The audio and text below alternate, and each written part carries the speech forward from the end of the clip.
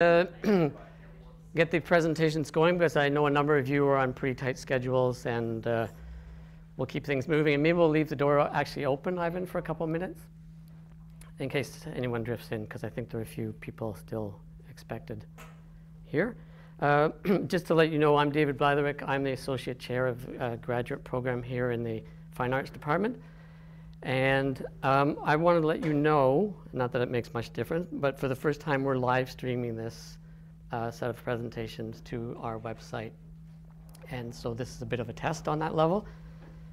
But anyway, I wanted to, for the sake of those of you in the room who may not know, the Keith and Wynne Shantz Summer Internship is a program funded by a generous endowment set up by Wynne Shantz, who was a prominent supporter of the arts in Waterloo. And basically, the program consists of each year, the four of the first year cohort choose international artists that they wish to work with, and we set up internships with those artists for up to 6 weeks, usually 4 to 6 weeks. And this gives the students an opportunity to work directly with these artists on a day-to-day basis in their studios. So, to my knowledge, this on a worldwide level is a unique program in fine arts, and I think it has created the students an opportunity to travel, for one thing, and experience the reality of what it's like to be working on a day-to-day basis with an internationally successful artist. This is something that you can't possibly teach in a classroom, and so this is why this program, I think, is so unique and important to our program. And in my experience, and I've been doing this for a while now, this internship proves very transformative, I think, in most cases, in the student's experience as a young artist, or an emerging artist is probably the right term. And they come back usually not only more informed about what it means to be operating as a professional artist, but they come back sort of supercharged with energy that they haven't sort of experienced in any other place or time.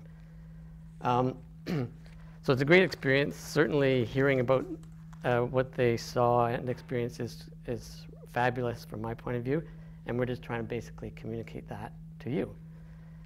So this year we had students go, and correct me if I'm wrong, I hope I got the list right. We had students go to Cologne, Amsterdam, Madrid, and London, England, which sounds pretty fabulous, and it is, but this is actually pretty normal, and that's what's amazing about this, is that people go to all these international locations and work with these artists. I'll leave it up to them to describe more in detail who they were and what they did, and explain their experiences in a little more detail. I would encourage, I think I've sort of gotten them to set up their presentations to be relatively brief, with the hopes that you might ask a few questions after. So there's a bit of pause after each one for a bit of questions, and then we'll move on from there. So anyway, thank you very much for coming, and I think it's Jennifer Ackermans who's going to present first. And I dim the light.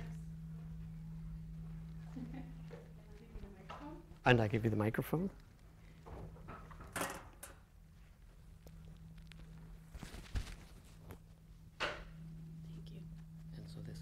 Just clip it here. Right there, right? Good. This way? Okay.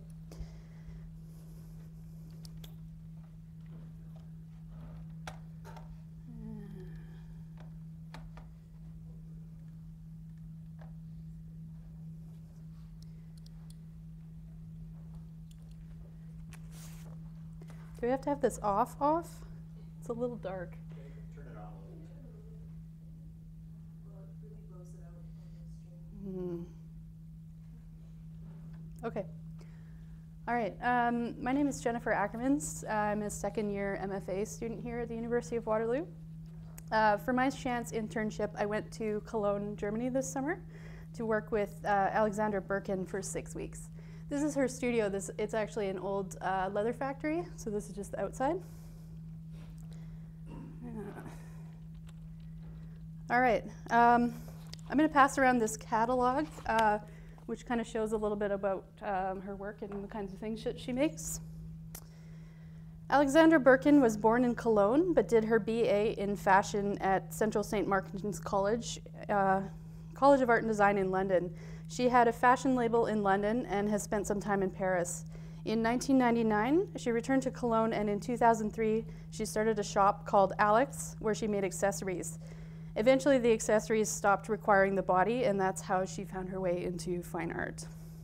She's represented by BQ in Berlin and Herald Street in London, and has shown in Berlin, London, New York, Amsterdam, and recently traveled to Zimbabwe for a residency.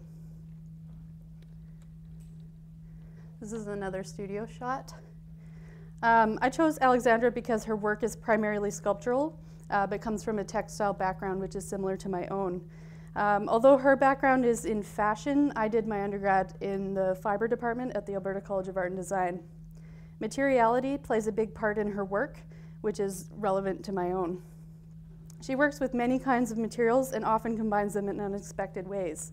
She uses the nature of the materials she works with to their full advantage and allows that to directly influence the work that she makes. Although Alexandra works in an intuitive manner, she collects things, combines things that have been hanging around the studio to make work. I learned a lot from her, from watching her process in the studio as she worked with the materials, building and combining things, taking a step back to look at it and decide if things should stay or go or needed to be changed or colored in a different way or completely removed. Sometimes she would even undo what she had done. She worked very intuitively, trying things out, moving forward and backtracking. This is similar to the way I work as well. She often had multiple works in progress at the same time, so that when she gets stuck on one thing or tired of something, she can pick up something else. Most of these shots that I have are actually just shots in the studio. I don't have any really professional images, but it's maybe more representative of the things I was doing anyway. So this is one of the first things that I made while I was there. Because she knew my background in textiles, we started with the sewing machine. So I sewed and stuffed this thing, which is essentially just a long tube of limbs that we were playing with in different configurations to see what it wanted to do. I also did a lot of freeform stitching, making a background for a thread drawing. This is stitching on water-soluble interfacing, which means that it would dissolve when we washed it. So I stitched this piece one section at a time. So it was probably 5 feet by 5 feet. The stitching is done in a way that it will hold itself together when we remove the white backing, when we wash it out. Alex took me along to many different things while I was working with her. This is the foundry where we would get things cast. We went to pick up supplies, to the carpenter to attach the textile drawings to the mounts, to the photographer to have work properly documented, dropped off work at the shippers to send to exhibitions. We went to see exhibitions together. She took me to openings in Cologne. I met some artists and I met people in the arts community in Cologne. Alex also took me with her to the Vienna Biennale. She had worked in an exhibition there.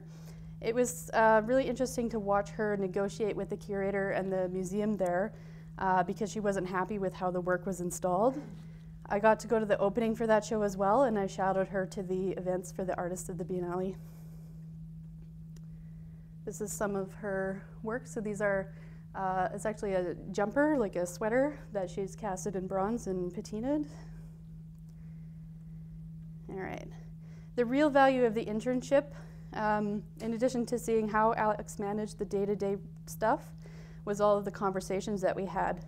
I got to pick her brain about all kinds of things, asking questions in a casual way that I've never really had that opportunity to do before. We talked a lot about the creative process, what makes good work, good studio habits, rejecting labels, what to do when you get stuck.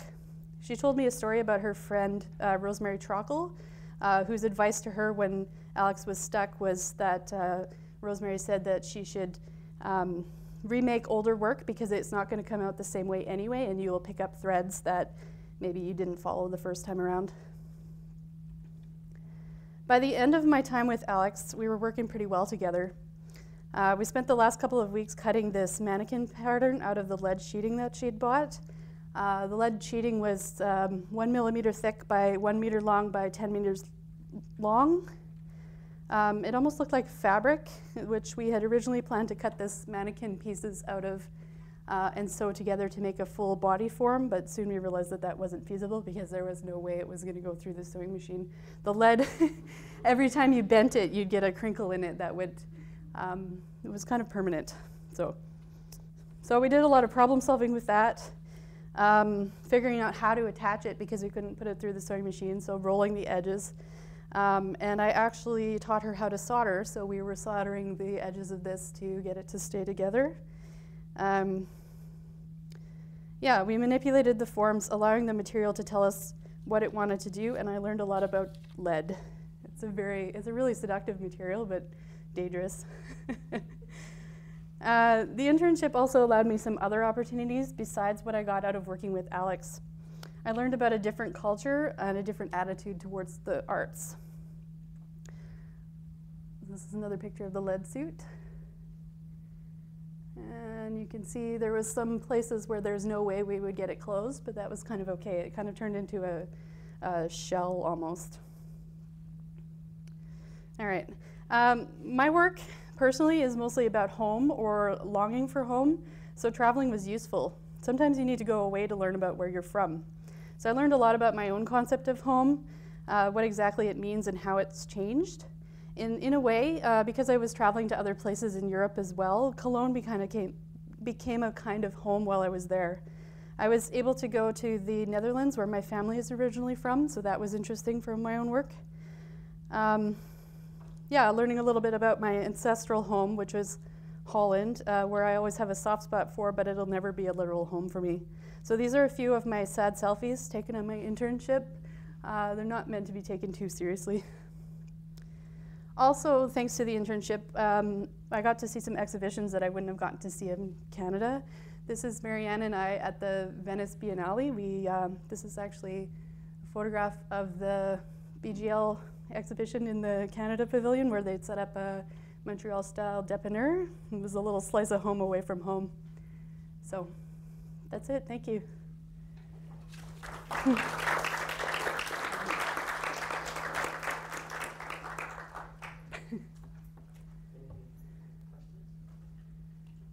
Yeah. Was there significance to the gun on the chair in the first two pictures? Yeah, that maybe wasn't the best time to take a photograph of that studio. That gun was actually decommissioned, so it was not being able to be shot.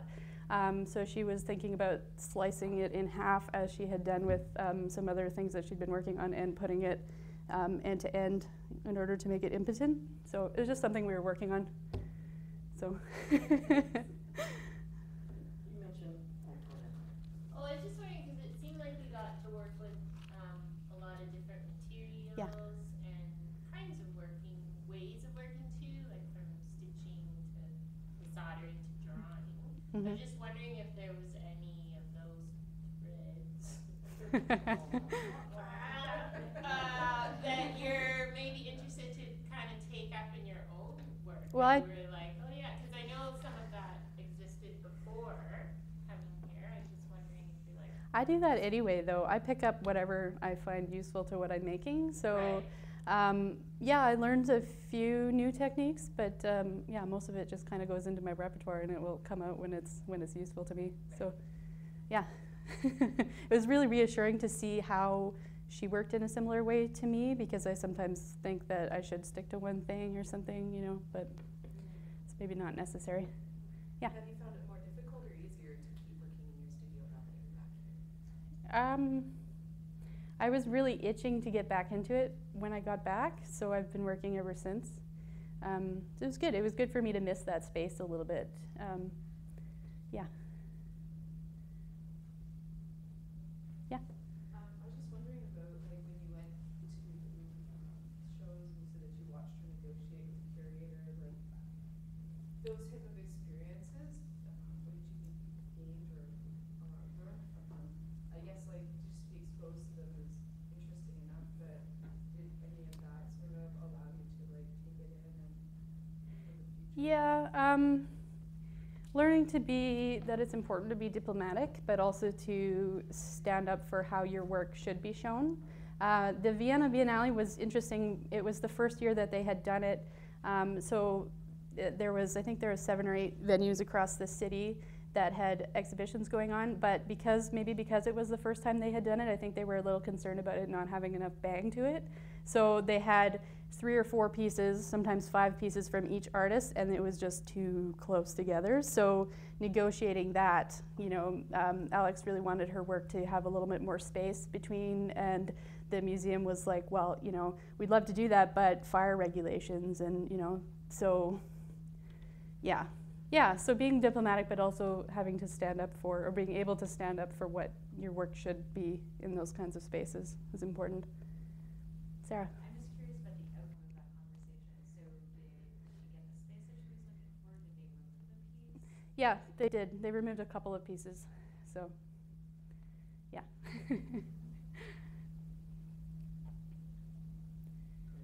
Anything else? Well, you know the order that you're going in. Oh, okay. Jane, can I just put this light on temporarily so we can? No, it's okay. Where did I put that thing? Yeah, here, take this. Just Ivana? All right, thank you.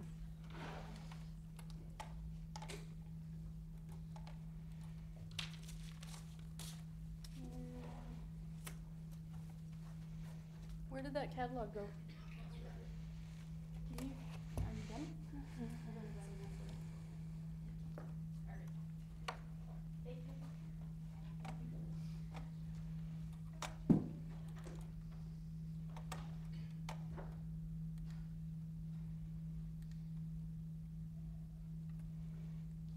Okay. My name's Anna Van Milligan, and I'm also one of the 4 second years. And I was working with Melanie Bonayo in Amsterdam this summer. Melanie is an international interdisciplinary Dutch artist who works in film, photography, installation, sculpture.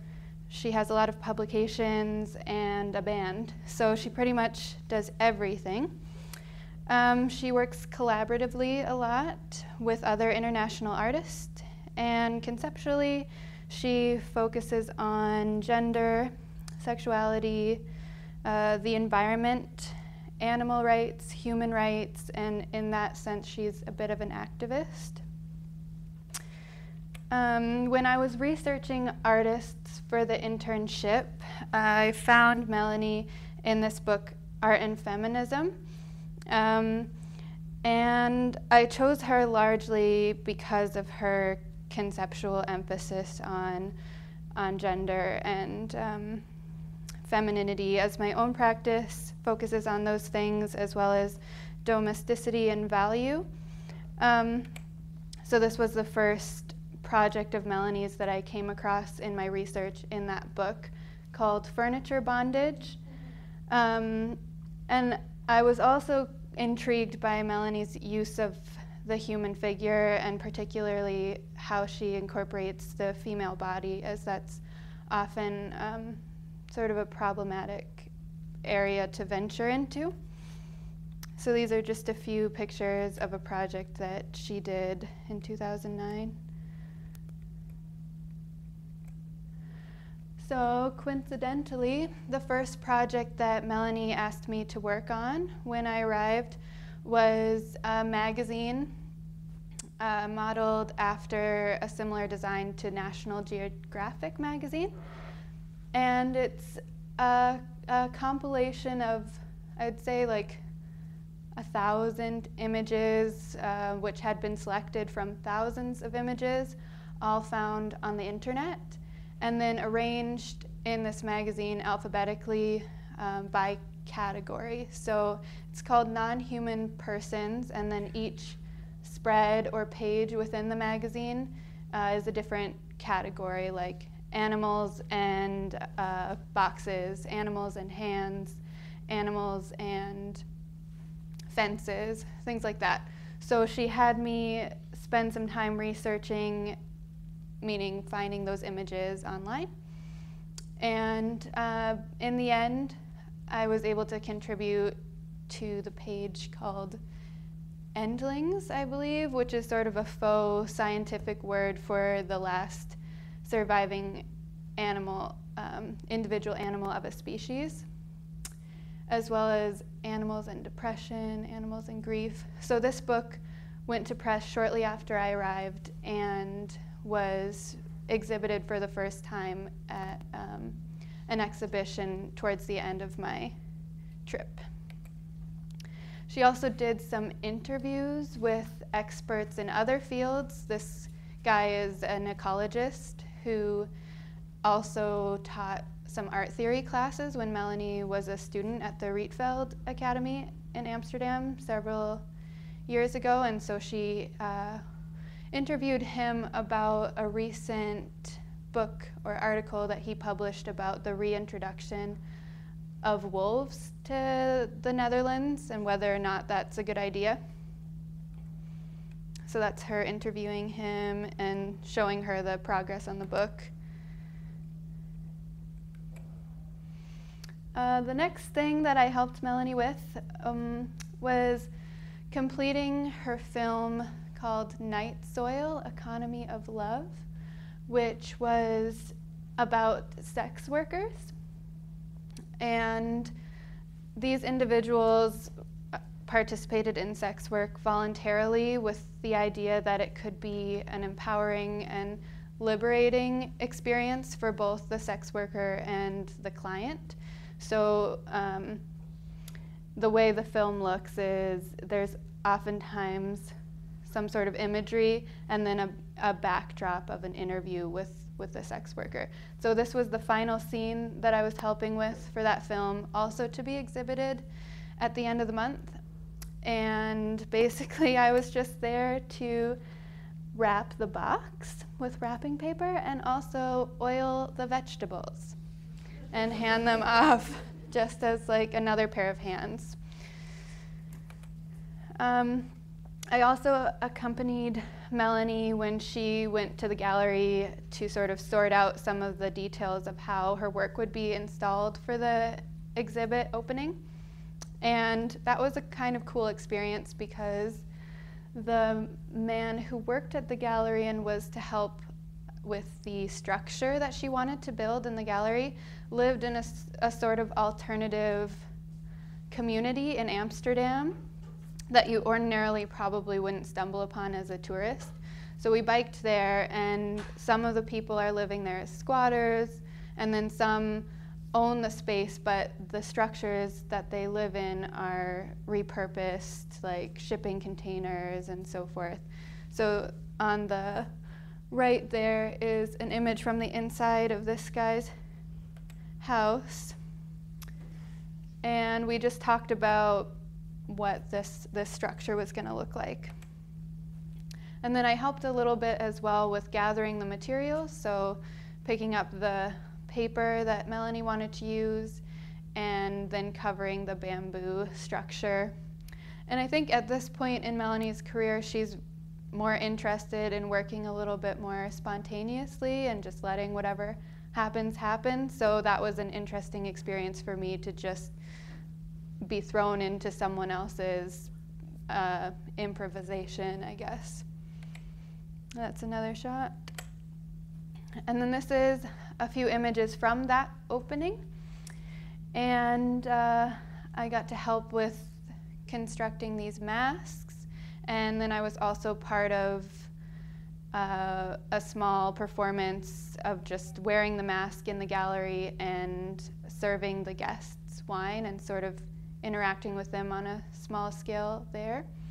I also had the job of helping Melanie harvest all of these grasses.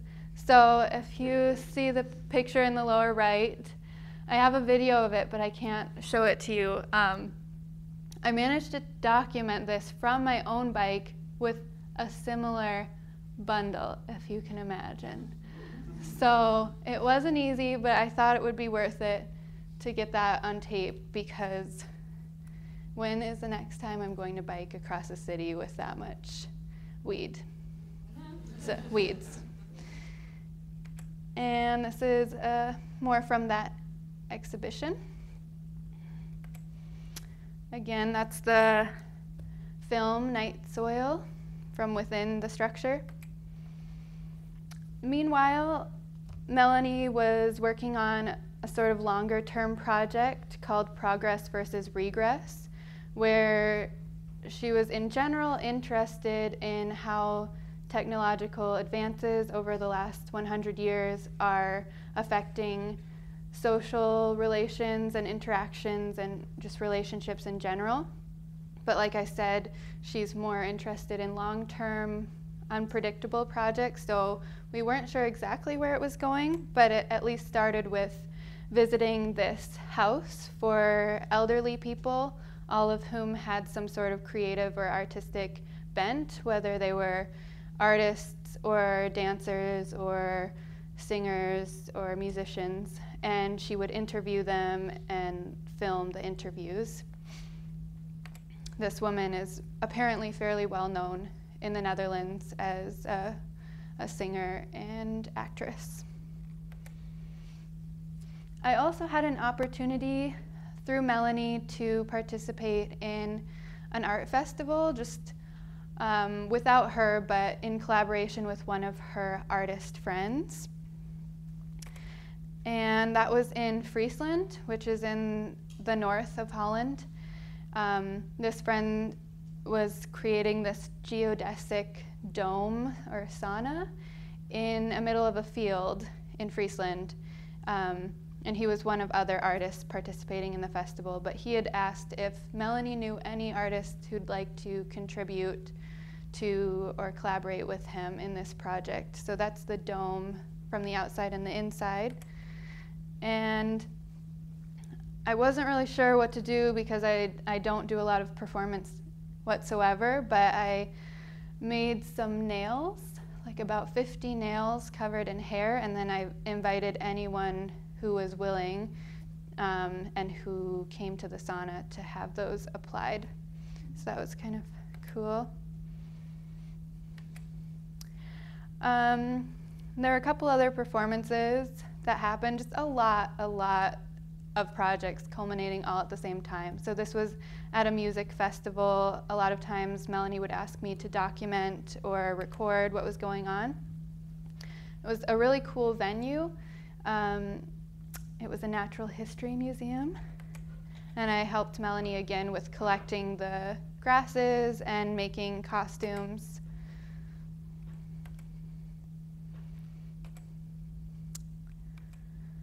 And then this is the last performance that happened, but an image from much earlier on in my trip. So one of the first interactions I had with Melanie was practicing drag makeup on each other because she had a plan, the concept for her last performance that I would be able to attend was that all the members of her band would be outfitted in drag, and so we needed to practice that.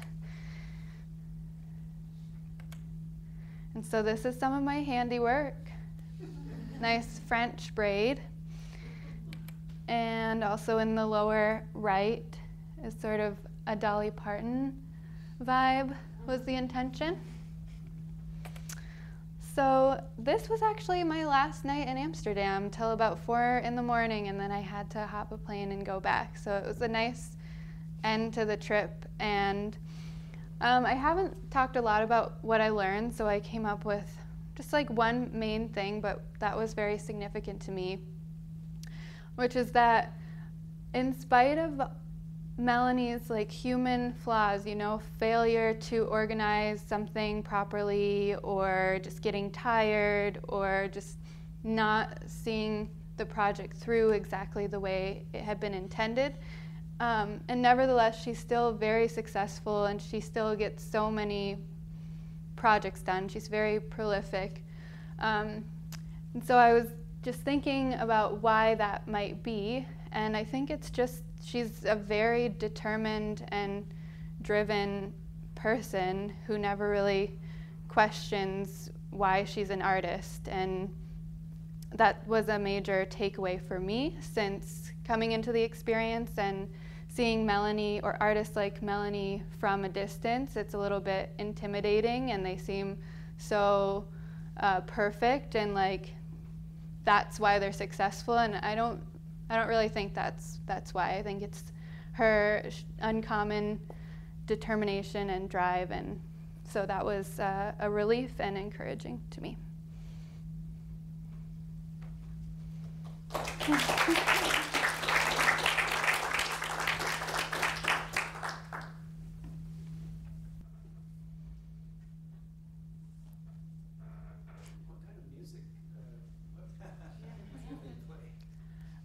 It varied. There are like two essential members of the band, I would say. Melanie, not pictured, and Joseph, who is French, and he's in the upper right corner.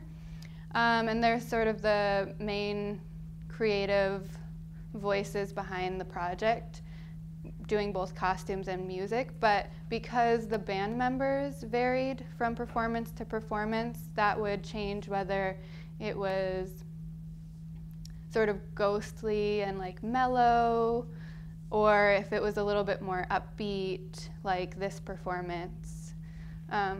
Definitely alternative. There were lyrics and like lots of repurposed instruments.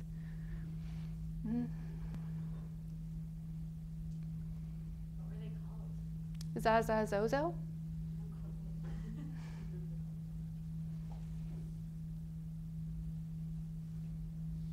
Who are the subjects in the film that she was The- working on? The Night Soil? Well, what like I was trying to explain is that she was interviewing actual sex workers. Okay, so that was the. And so that would be the background soundtrack, and then throughout she just sort of experimented with different visuals to complement it. Did you get a sense of like how she arranged interviews or met people? Like it seems like she conducts a lot of interviews with a lot of different people.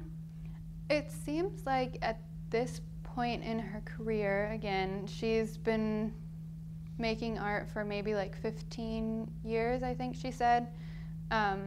She's beginning to expand a little bit in terms of the size of her films. So she recently got a producer, and I think that's part of the way that she's able to coordinate these interviews and so forth. But she also just has a lot of contacts and friends. And so like that man pictured was a former professor of hers, and she's just stayed in contact with him. Yeah. Did you find that she really prepared for the interviews? Like trying to sense your sense of her? I think she did. I think it was a unique time in her career, in her life, that so many things were happening at the same time. And so I did get the sense that she wasn't always as prepared as she wanted to be, but she did it anyways, and it always turned out fine. You know, she didn't stress out too much about it, and she managed to pull it together even when she was too tired.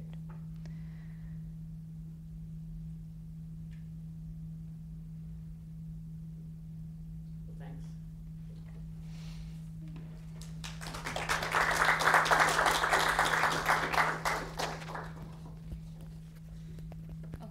Do you think you can do it?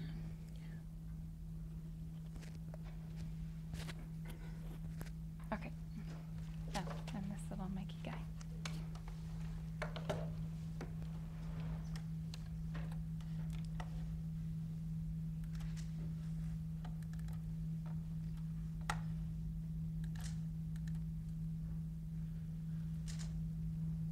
Okay. Hi, my name is Marianne Burlew, and anyways, sorry, nerves. So I had the chance to work for two artists this summer. Saskia Oldwalbers was the artist that I proposed we contact. And when we made contact with her, she said, sure, let's do it, but I'm just beginning a project. And for her, her projects last about a year or take about a year to manifest a finished product. So she said, I only need someone part-time, but I have a colleague maybe that I can ask. So I also ended up working for her colleague, Anne Hardy. Both are represented by the same gallery. So it looked like a really exciting opportunity to go to London, where both of them work, and to kind of start being involved in a sphere or a community that was happening there. So Saskia Oldwalbers is a video artist based in London. She's originally from Amsterdam, but she's spent the majority of her life and her career in London. She moved there in high school and then again for university. The reason I became intrigued in Saskia's work was I saw a clip of it in the hybrid digital media class in my first semester here. And it was when I started kind of looking at video and getting interested in it and doing that here with my time at U Waterloo. And her work has this really beautiful, seductive quality. What's really intriguing for me is that everything she makes is physical and real, and is all based off of models that she's made, and that she actually submerges into water, but through a level of oil that sits on top of the water, so colored oil. And when she dips the objects through, they become coated in kind of this really luscious kind of texture and becomes very surreal and otherworldly, and then she films them underwater. What's also really intriguing about her work is her video work has narratives assigned to them, and the way what she's told me was she makes the video first and then the narrative. Just because the video is so open to flux and discovery for her, and then she goes in and writes a narrative that is always full of contradictions and questions. So whenever you watch a video of hers, not only is the visual surreal, but you're also constantly questioning the information that's being told to you. So Saskia was super friendly to start off with, helped me find a place. She's also a professor at Goldsmiths. She's a lecturer there. So she got me in touch with the network of students, and I ended up subletting a room from one of the Goldsmiths students. I was in Southeast London, about a 10-minute bus ride from her studio in Peckham. This is her studio space in Peckham. She was up on the 3rd floor, facing east, which is just the side that's facing us.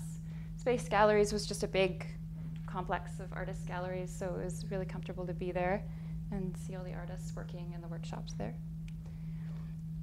The first day that I got there, we were sewing this cotton cloth that's used to soak up oil spills. And the current project that she's working on is a commission by a company that cleans up oil spills in Greece. And she's slowly becoming inspired by the information that she gets from them. Her first instinct was to start constructing some sort of underwater world and trying to get rock formations and different crystal formations using the texture of the cloth. And it's a multi-layered cloth. So first day I was cutting and sewing all these multi-layered objects. At the top is kind of like a rock formation with different layers and then different experiments. We were also making all these different templates for scaling up and down of the prototypes with this cotton cloth. So that was quite a few weeks of that. My favorite day was when I got to assemble a 3D Gandalf puzzle because it was Saskia's solution to coming up with a template for rock formations. The textures in his beard were really intriguing to her, to maybe take those and use those and copy them and then reappropriate them into our own patterns. And it was around this time that she took a weekend trip to Greece to visit the company and visit the site of some of the oil spills and talk to some of the workers there. And she decided that maybe she would make an underwater cavern that had a face in it. So she designed a way to transform the Gandalf into a template of the negative space. So it's kind of a bit tricky to see, but it's actually his face upside down is the negative space there, and the top little groove is where his nose is. Maybe if I use a mouse. There's the nose. And then the kind of cheeks and eyes and forehead. And the hair kind of came out to the side. And the great thing with this cloth was that it really absorbed the oil when it went through into the water. Unfortunately, it was a one chance only kind of thing, so hence the fabrication of the template. And it took us quite a few weeks to work on that. We were also doing mold making at the end, and this is kind of when we found our groove and started like laughing with each other and sharing funny stories. And it was like in the last 2 weeks of my time there, so it was a bit of a bummer. But at the same time, I really love making molds, and Saskia wanted to start making these strange underwater columns cast in agar-agar, because when agar-agar is in water and it's clear, it looks very surreal and strange. There's another one, just silicone molds with like a plaster case. And throughout my time with her as well, I was also adding subtitles onto her recent video work, Yes, These Eyes Are the Windows. She did an installation at one of the former residences of Van Gogh in London through this art project funding organization called Art Angel. And from her installation, she then made this video that was based on actor footage that she's never used in her video before, as well as using dioramas as well underwater. And it was exploring this really kind of strange psychological portrait of Van Gogh through the history logs that have been kept about who owned the house. Also, Saskia was really great about encouraging me to do everything, anytime, anywhere, all the time. Go and see everything. Go and check out the parks. Go and check out the shows. Because I was working with her part-time for the first few weeks and I wasn't yet working for Anne, I had quite a bit of free time. And the way that Saskia introduced me to the city was our first night, right after I worked for her for the first time, she took me out to see this exhibition, which is Have Your Circumstances Changed by Lou Kemp. And Lou Kemp did this project also through Art Angel and helped Saskia with her sound and video for the most recent work that I was subtitling. And this was a series of 3 performances. It was in the north end of the city, and it was really like mind-blowing. Like I have never seen work this phenomenal and impeccable. It was a storefront, 2 big windows with garage doors that would roll up. And so they rolled up the first one, and everyone got a pair of headphones that plugged into some cart. And it rolled up on a scene that was about, they were 15-minute performances, I think. 3 15-minute performances, 10 or 15 minute.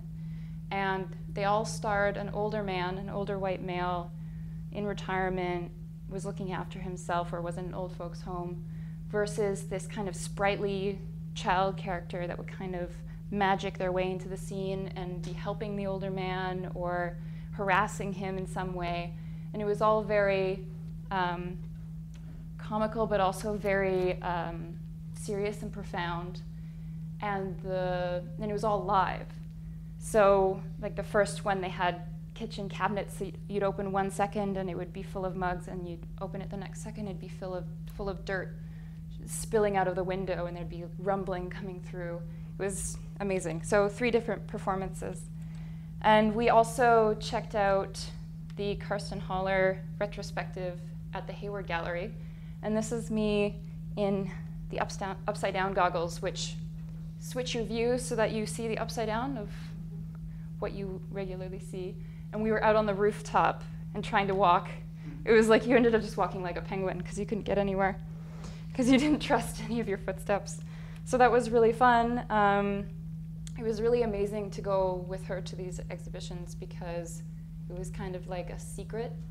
I didn't have to pay full price. I got to go there on the opening day, so I also got to meet some of her friends.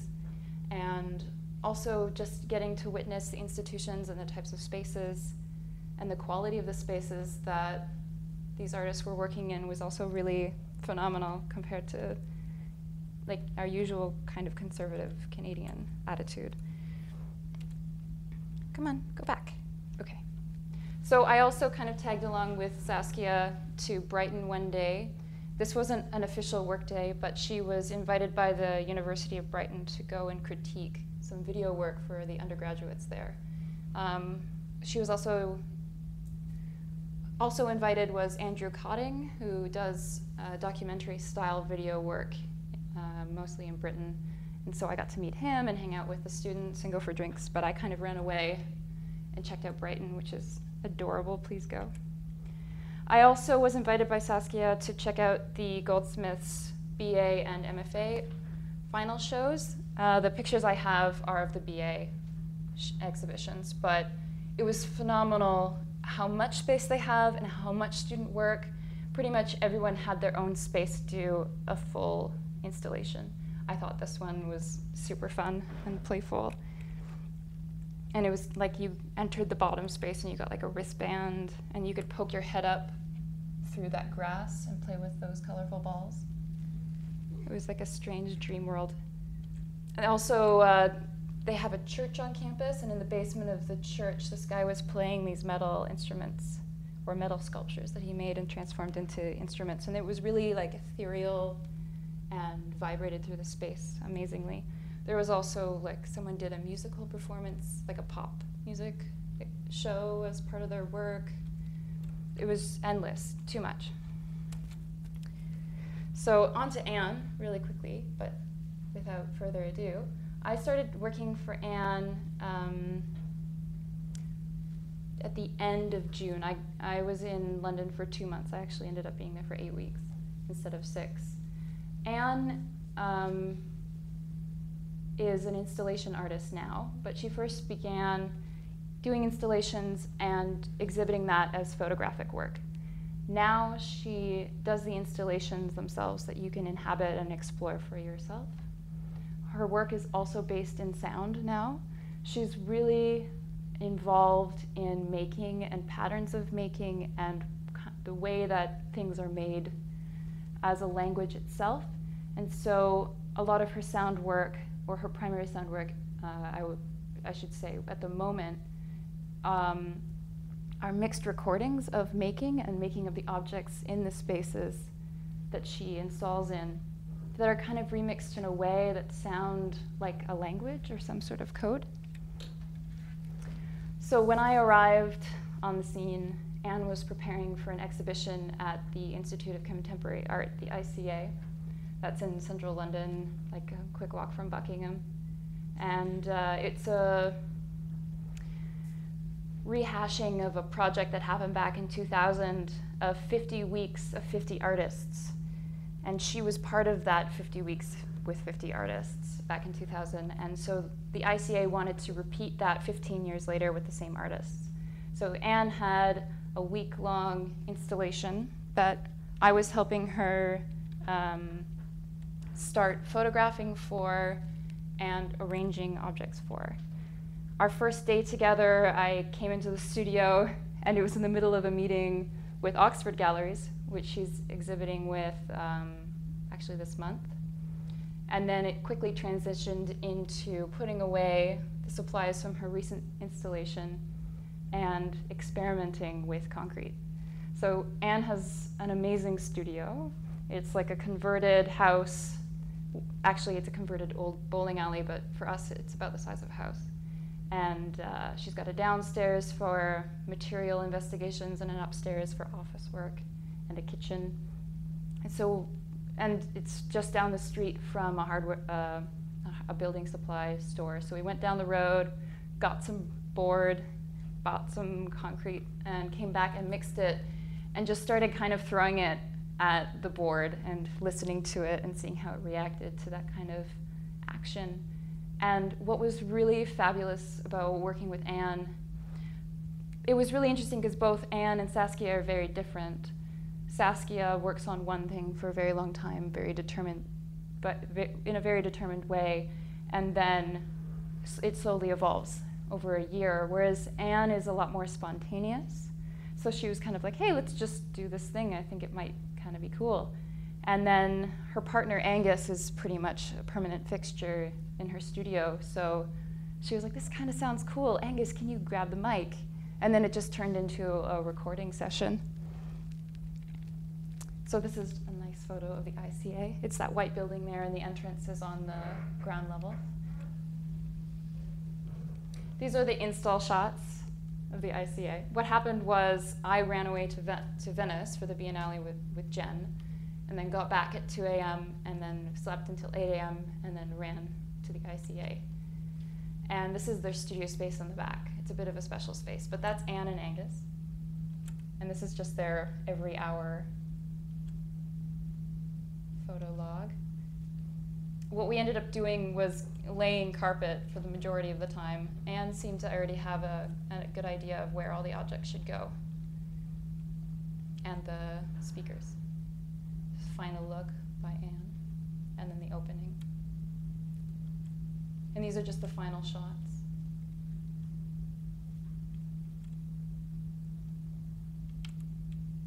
There's the board that we threw things at. And the sound from that was incorporated with the soundtrack. I wonder if, do I have enough time to play a bit of it? No. Maybe. Sorry, guys.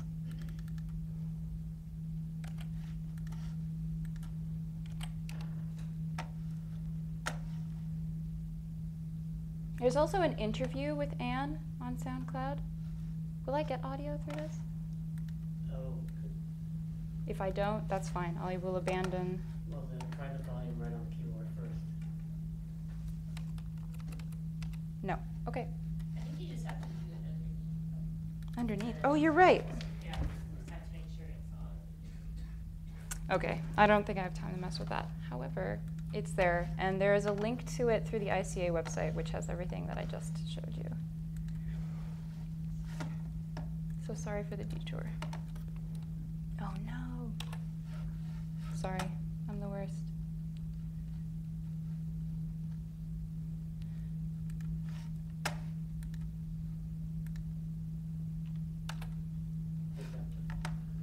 Can I?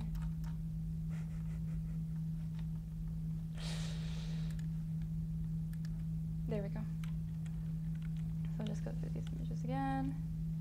So this just comes to the end. I don't know if I have time to maybe go through everything. This is a shot of a video that I got to see at the ICA in the beginning of June. But it was really amazing to be in London for 2 months.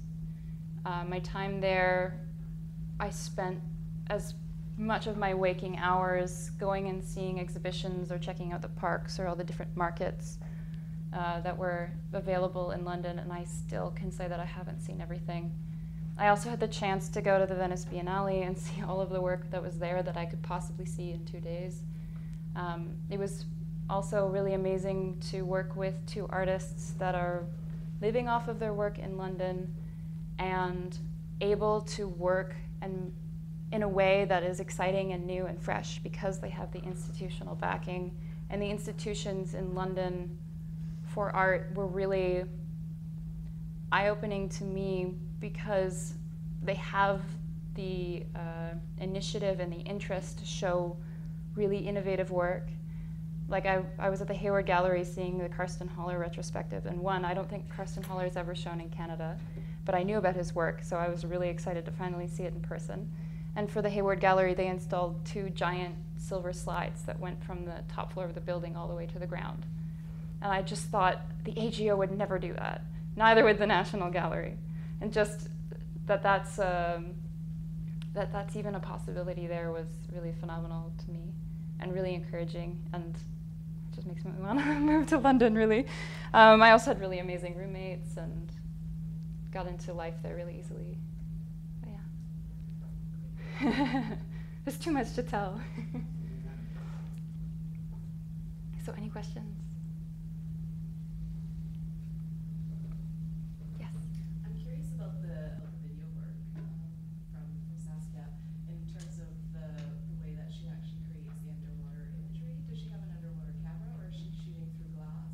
She's shooting through the glass. Okay.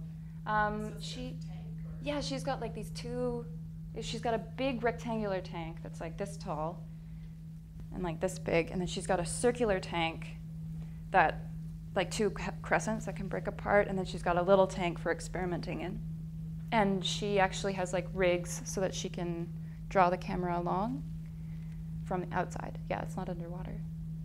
I didn't actually get to be with her for the filming or too much of the video work. I initially wanted to work for her because she was video, but I think what I ended up learning instead was that making with your hands can lead to video work, and interesting video work. And I think that's something I myself have been trying to resolve. Because I'm a sculpture background, my first instinct is to make something with my hands, and trying to imagine that relationship to video that's usually about having a scene and then interacting with that scene with active members.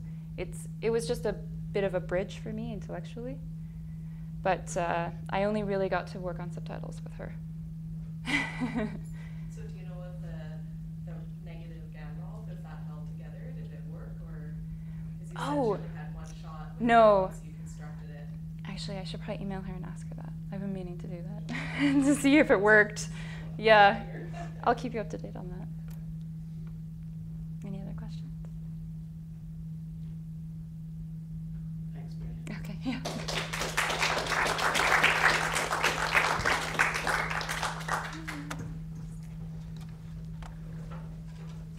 Oh, I can't downsize it?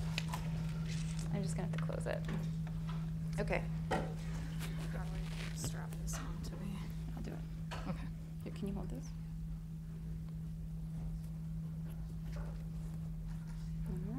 Hmm? Yeah. Okay.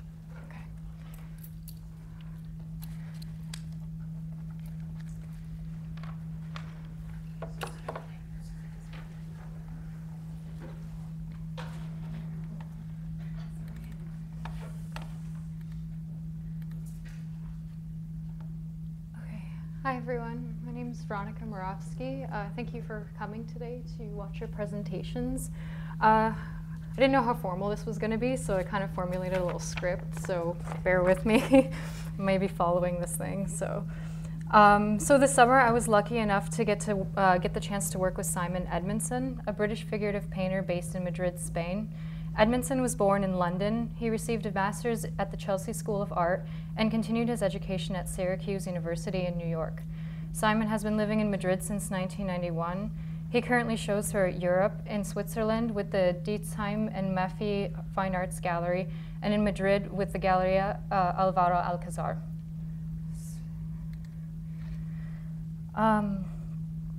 As a figurative painter, Simon Edmondson has produced major paintings of interiors, such as abandoned ruins of churches, libraries, and hospitals, with figures much in the same orientation of a painting by Diego Velázquez, where he drew much inspiration from the famous painting Las Meninas. Simon arranges his figures in the composition in a way that speaks to it of a narrative. Incorporating the figures is what initially drew me to Simon's work. His manner of using the figure and the ruins as a means of conveying the fragilities of human existence. So I have like slides of like his studio mainly, so I'm just gonna go through this as I'm reading.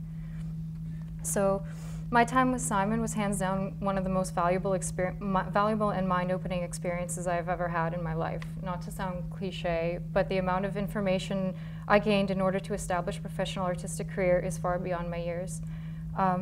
The Shantz internship could not have happened at a better time in my career as an emerging painter. What made it valuable was the one-on-one time we spent together. The conversations we had about painting have made me realize something about being a painter. You develop a tough skin. That not only is it extremely difficult through the amount of rejection received, bad reviews, and also just being a figurative painter in the contemporary art world. It comes down to just doing what you want to do, regardless of trending forms of art, and maybe sacrificing popularity for doing something that you enjoy on a day-to-day basis. It all comes down to whether you are truly interested in your own work.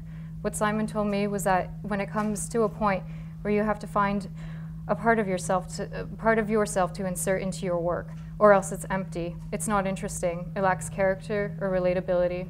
Something that interests you will undoubtedly interest other people. well, maybe not everyone, but at least you. And that piece of you remains in the work, is what makes it interesting. And these are his dogs. They kind of came around with Simon everywhere that he went. The brown one on the left is Mortimer, and the right one is Wilf. Yeah, they were studio buddies. I would kind of rile them up sometimes too, so it's great to have pets in the studio. So Simon was very excited over the idea of having an intern since he never had one before, and so he took great care into making sure my experience was extremely positive and rewarding. He showed me much generosity and care than I expected from, much more generosity and care than I expected from an artist-intern relationship. There's another studio shot. This is his wood shop that he would make his stretchers and everything in. So my daily routine consisted of meeting Simon every day in the parking lot of his street in the neighborhood of Almagro, and we would drive together to his studio. I stayed in the same neighborhood, located on the edge of the city center. His studio, which was located on the outskirts of Madrid, was impressive in size. It was a repurposed car repair garage that included a front room, photo studio, which he lent me use as my own personal workspace, his office, which included canvas storage and archives, the main studio where Simon worked on his large-scale works, and a wood shop where he built his own frames and stretchers.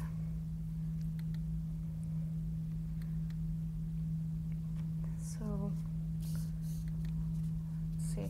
So some of my studio duties included assembling and painting frames, cutting and stretching canvas, assembling stretchers, assisted in restretching canvas, priming and sizing surfaces, restored a painting by delicately cleaning its surface, mounted drawings on frames, ran errands together, even assisted in saving his paintings from a massive studio flood during a storm in a place that never rains. He showed me like working methods of how he assembled collages to create new compositions. I had the opportunity to observe photo shoots with models. I took part in assembling their wardrobes and sat in on a painting session with Simon and observed him working. I also had the opportunity to make some of my own drawings and on a few occasions paint alongside him. I have a lot of slides. I'm so sorry. Yeah, this thing.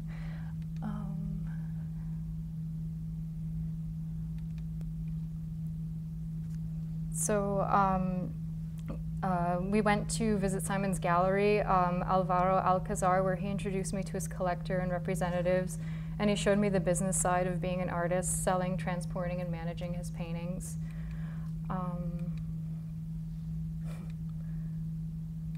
Pictures. So let's see if I can find that one photo. So we began working on a collaboration piece called Myth, and that's when I was responsible for designing and assembling artificial flowers onto one of his paintings, and this is something I solely worked on. Not this thing in particular, I'm trying to find it, but it's something that I solely worked on during for 2 weeks during my internship. So during my weekends, I would spend my time visiting various museums, and such as the famous Museo del Prado, where I would spend hours studying the works of Diego Velázquez and Francisco de Goya. I visited the Reina Sofia, where I seen Picasso's Guernica and famous works by Salvador Dali, and the Thyssen-Bornemisza Museum, where I experienced the skin-crawling works of Lucian Freud. I also went to the Royal Palace, the Botanical Gardens, the National Library of Spain. But on my days off, I would spend most of my time in Retiro Park, reading and sketching, and studying human interactions, which is a topic I'm currently exploring in my own work.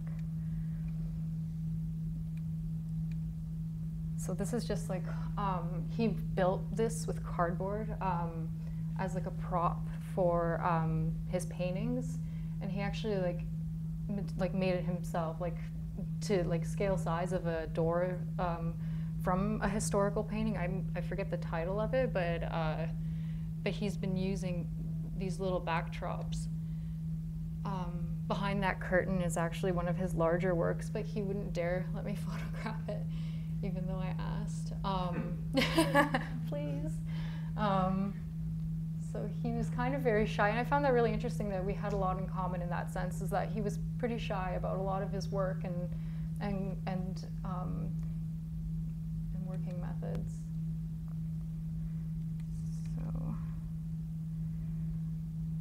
got tons of pictures. There's more of the doggies.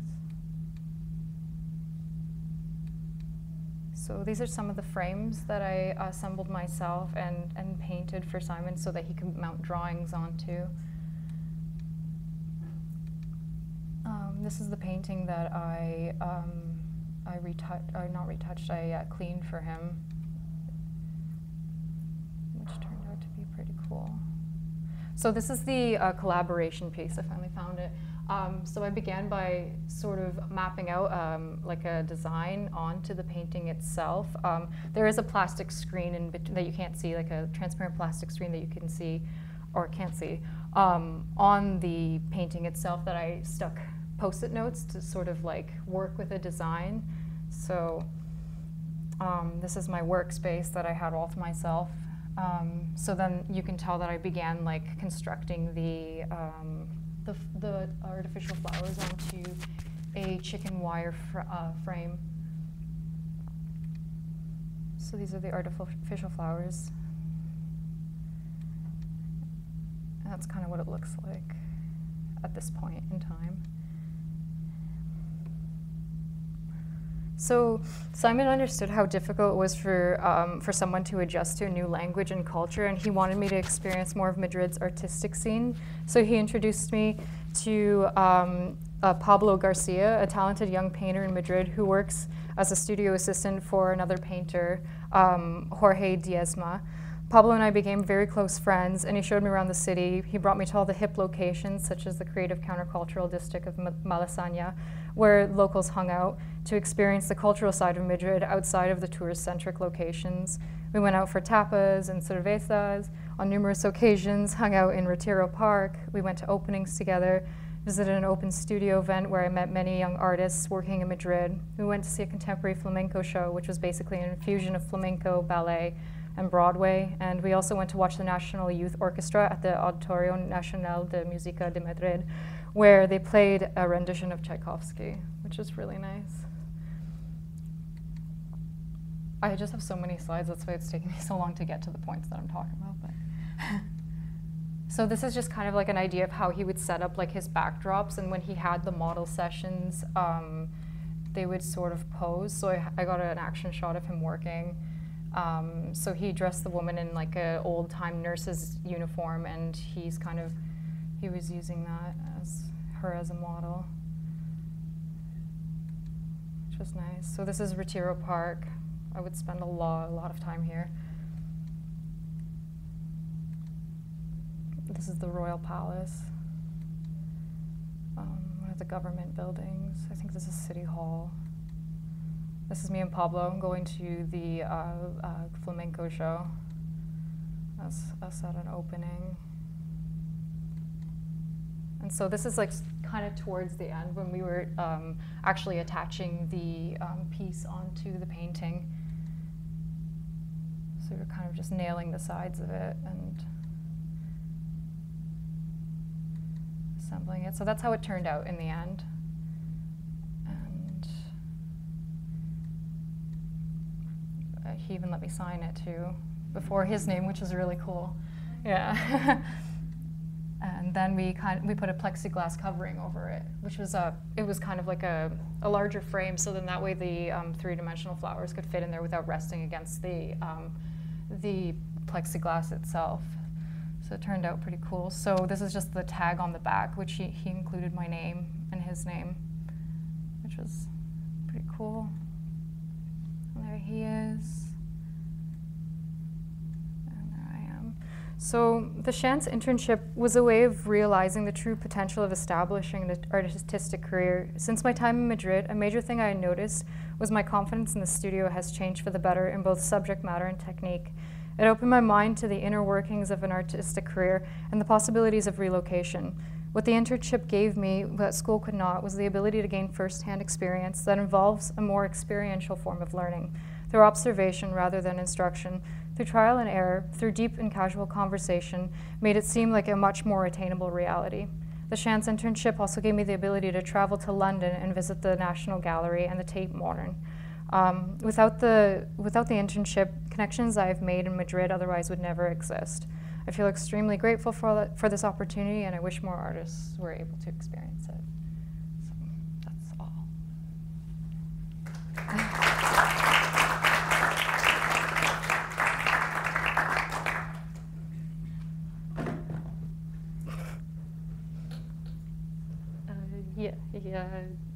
Go ahead. Could you speak to how the collaboration with him came about, or how it what happened with it? or like how did it? Was it something he's Oh, always wanted to do, or did you initiate this, or how did that all? I did not. I was actually really surprised that he wanted to make a collaboration with me. But we both went to go visit his gallery, Alvaro Alcazar, and he was sort of getting ideas, like he wanted an idea of what else he could do to this painting because he felt like it felt very plain without something added to it. So I suggested, why not fake flowers? And he was like, yeah, let's try it. So we ended up going and finding this particular color of flower. Like I was the one that was responsible for all of it. Like he basically left it all up to me, which was really stressful because I could have messed up one of his paintings royally. So, but it turned out, and but it was his idea. He really wanted me to like get something out of it aside from just like being there to help him like move around canvases and build stretcher frames. He actually wanted me to like make something with him, just as like a piece of memory or something, which was nice. Yeah. Yeah. Do you think you'll collaborate again? Like, how did you like that experience? Speak to the experience of like. Yeah, I definitely would. Actually, it's funny because like I'm a painter, so I've never worked with like an actual material, and thinking of all like the logistics of assembling it, making a wire cage for it to be tied into, and also hanging it onto the painting without damaging it was all new to me. So, but I enjoyed the experience very, very much. I don't know if I would ever do it again, I guess if somebody asked, but yeah. How did you apply the wire to the canvas without trimming the canvas? Well, what we did is we mounted it's actually not a canvas, it's a giant piece of paper. So what we did is we built a frame, like a custom frame in his wood shop so that the paper can fit on, and what we did is we attached the chicken wire brackets on the sides of the wood, so that way it would just be kind of like hovering over top of the paper but not actually touching it. And I made sure because it was actually like a real meticulous project because I worked on it for 2 weeks straight, and I had to physically tie each tiny little stem, plastic stem, to the chicken wire, and then like double tie it with a zip tie. So then that way it would stay put, and even then it would kind of shift a little bit. So I don't know if I answered your question. It looks to me like he paints on linen. Does he paint on canvas or linen? It was linen, mostly linen, yeah. Yeah, so that's sized before you stretch it on canvas? He was sizing it afterwards. Yeah, some of the ones that he said that he would, what I observed is that he would size afterwards. So, but he used like a lead-based gesso. So yeah. that way, He's not using a water-based. no. Yeah, it was pretty intense. I had to gesso some of them with lead, so he was like kind of worried that I wouldn't be able to procreate later in life. But I said it's okay. Not interested anyway. So yeah. Yeah. Had he ever done, like, was this the first time he had done collage in this kind of way? Like, it's so strange to have the painting and then this object, something like. Not really, no. This was more so just like an experiment. Right. Just to see if like maybe it would work out. He was planning, I mean, like I don't know this for sure, but he was planning on sending this piece to a show in Chicago if his gallerist would approve of it. So he was kind of trying to do something different, I guess, and wanted me to participate in that. So. What are all the big pails or pots that seem to have residue in them? Oh. Is that encaustic or? No. That's just the pails that he used to put in his solvents and his mixtures for his painting. So he would paint in like huge washes of paint for the most part, and he would just keep layering these washes of oil. So it was just more so just to contain more of it because he went through it so quickly. Yeah.